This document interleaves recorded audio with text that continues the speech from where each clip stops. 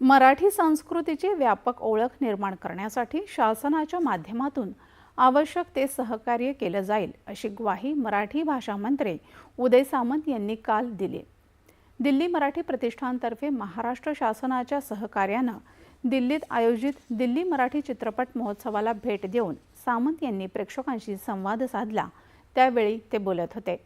मराठी चित्रपटांनी महाराष्ट्राच्या सीमा ओलांडून देशभरात आणि जागतिक स्तरावर आपली स्वतंत्र ओळख निर्माण केली आहे असे ते म्हणाले।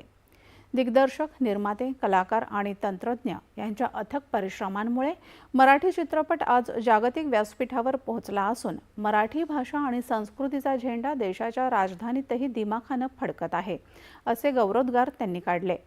देशातल्या प्रत्येक राज्यात मराठी भाषा, मराठी माणूस आणि मराठी संस्कृतीची दखल घेतली जावी यासाठी चित्रपट महोत्सवांसह विविध सांस्कृतिक उपक्रम देशभर तसंच परदेशात आयोजित करण्याची गरजही उदय सामंत यांनी व्यक्त केली।